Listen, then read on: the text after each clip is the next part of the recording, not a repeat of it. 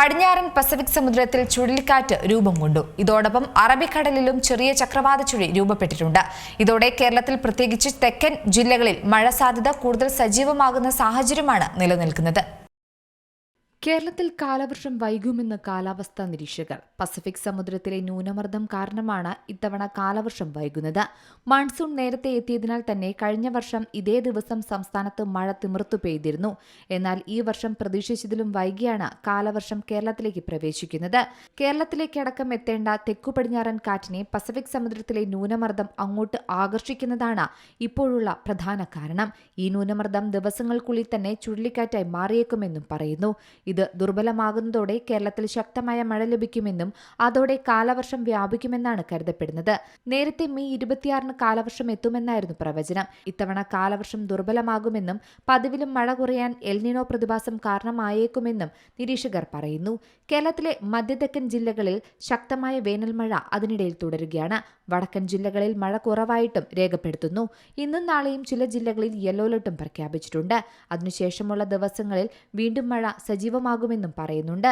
കഴിഞ്ഞ കുറച്ചു വർഷങ്ങളിലെ കാലവർഷ പ്രവചനങ്ങളും അവ എത്തിയ തീയതികളും പരിശോധിച്ചാൽ 2020 ജൂൺ 5 കാലവർഷം എത്തുന്നത് ജൂൺ 1 തന്നെയായിരുന്നു. 2021 മെയ്യിലാകട്ടെ മെയ് 31 കാലവർഷം എത്തുമെന്ന് പ്രവചനമുണ്ടെങ്കിലും ജൂൺ 3 കാലവർഷം എത്തിയത്. 2022 മെയ് 27 എത്തുമെന്ന് പ്രവചിച്ച കാലവർഷം 29ഓടെയാണ് കേരളത്തിൽ എത്തിയത്. 2023 ജൂൺ 4 മൺസൂൺ പ്രതീക്ഷിച്ചിരുന്നു. എന്നാൽ ജൂൺ 8 എത്തിയത്.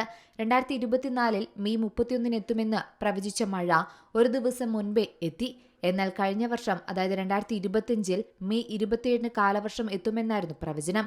എങ്കിലും മെയ് 24 തന്നെ കേരളത്തിൽ മഴയെത്തിയിരുന്നു. അതായത് അന്ന് 16 വർഷത്തെ നീണ്ട ഇടവേളയ്ക്ക് ശേഷമായിരുന്നു കഴിഞ്ഞ വർഷം ഇത്രയും നേരത്തെ കാലവർഷം കേരളത്തിലെത്തിയത്. എന്നാൽ ഇക്കുറി കാലവർഷം വീണ്ടും വൈകുമെന്ന സാധ്യത തന്നെയാണ് വിദഗ്ധർ പ്രവചിക്കുന്നത്. മാത്രമല്ല, തെക്ക് കിഴക്കൻ ഏഷ്യൻ സമുദ്രമേഖലകളിലെ കാലാവസ്ഥാ വ്യതിയാനങ്ങൾ ശക്തമാകുന്നതിനിടെയാണ് പടിഞ്ഞാറൻ പസഫിക് സമുദ്രത്തിൽ പുതിയ ചുഴലിക്കാറ്റ് രൂപം കൊണ്ടിരിക്കുന്നത്.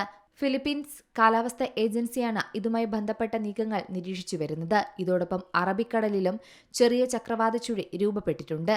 അതിനാൽ തന്നെ കേരളത്തിൽ പ്രത്യേകിച്ച് തെക്കൻ ജില്ലകളിൽ മഴ സാധ്യത കൂടുതൽ സജീവമാകുന്ന സാഹചര്യമാണ്.